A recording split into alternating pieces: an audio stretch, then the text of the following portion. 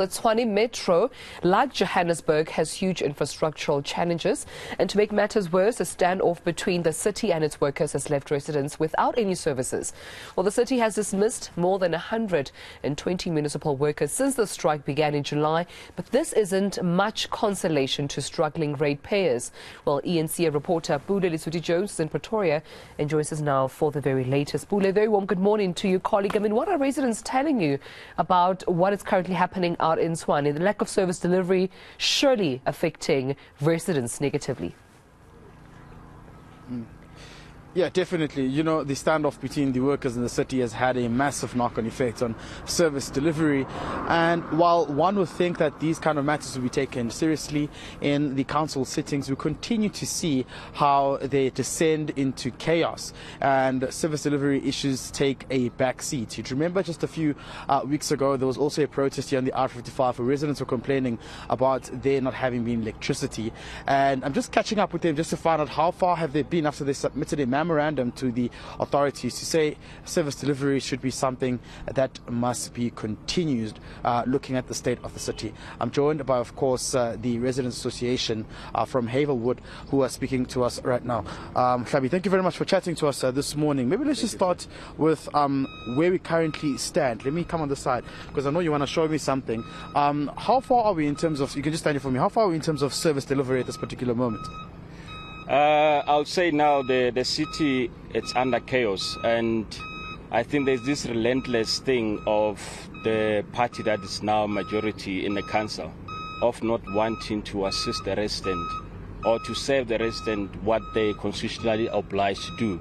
As you can see now, we are actually at the site where there's a development under protest. The strike that the resident had last few weeks was because in this area we have old infrastructure. There's ailing infrastructure here, so that the resident here, they are not really getting the service that they need or the service that they're paying for. The municipality, we have about 3 cables that's supposed to serve us in terms of electricity. One is cut, is unrepairable, and the other one that's supposed to be on standby is not on standby when it's required. We run 4 days or so without electricity. We managed to speak to the municipality in many occasions. We met Temba Fosi, we met the MMC for Finance. We sent memorandum to the municipality, to the mayor, who acknowledged that he has received. We met all those people personally, except the mayor, of course. But they just come to us, they give us lip service, they disappear, and they don't come back to us. When you look at this water running down here, what's happening currently when we look at this water here? And I'm just going to ask my colleague, Tammy, to show you as well, Dumelo, the water's running down the road here. What's causing this?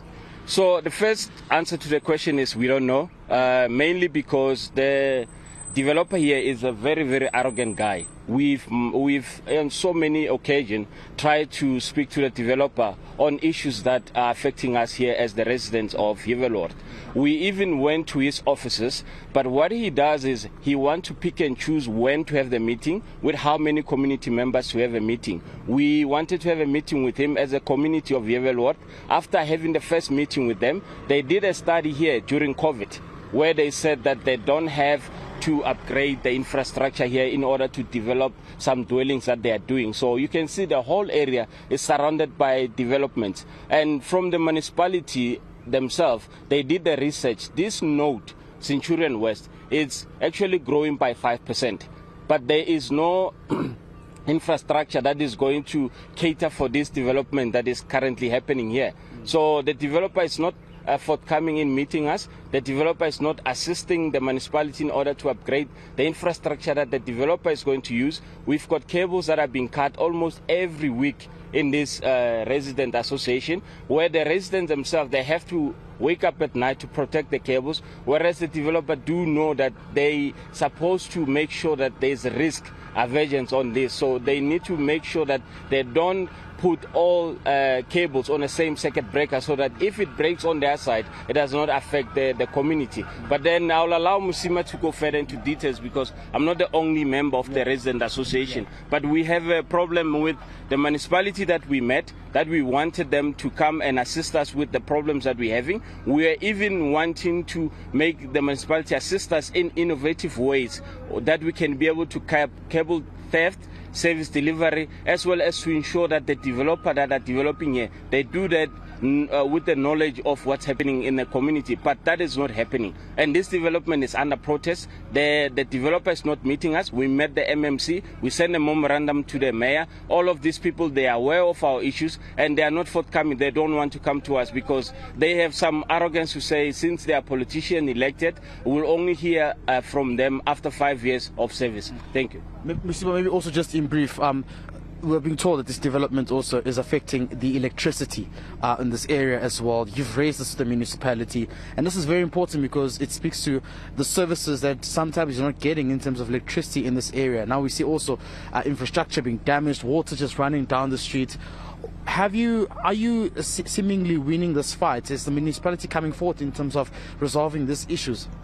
No, I don't think we're going to win this fight as much as we've got a councillor that is not for us. It looks like Mr. Fossey is against us. He's against this community because we have elected him in faith so that he can be able to assist the community, but then he's not coming forth. We call so many meetings. He only the last time that we saw Mr. Fossey, it was 2 years back, and he came. He promised that no, he will go and speak to the developer. He will go and speak to the previous mayor. He never did. He never came back to us to tell us that, okay, this is how far we have went with this process. Nothing. He's just nowhere to be found. So we are not happy because we don't have a councillor. I might just say we don't have a councillor. Mr. Fossey is not for us. We hear residents also complaining in this area about waste not being collected, which is also an issue. How has that been? Is it really a serious issue here? Yes, it is a serious issue because when you look at your account now, you've got a waste account that has been debited into your account. Then the question is, why do you have to pay for the waste that was never collected for months? Why do we have to pay for that services?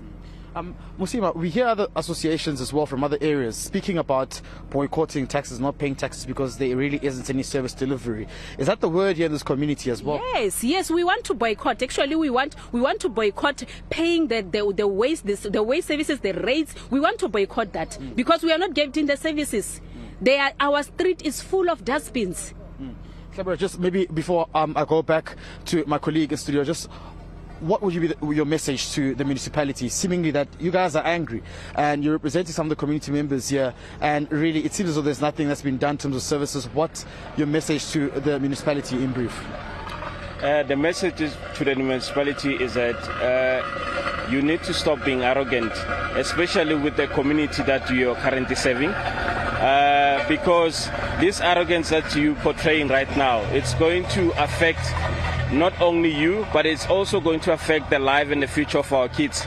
We're buying property in these areas hoping that we will get adequate service from the municipality, but we seemingly not getting that. And this affects us in a way that for us to be able to speak to the municipality, we have to go on a protest. And we will do a protest, but this protest in the main, it affects the residents of the city as well. So it means that the municipality is an instigator in dividing the residents of the city to protest to get the service that they're paying for. We're not asking municipality for favors on anything. What we're saying is that if we have paid for it, you owe us. So give us what we have paid for. Then that's enough. We don't need anything.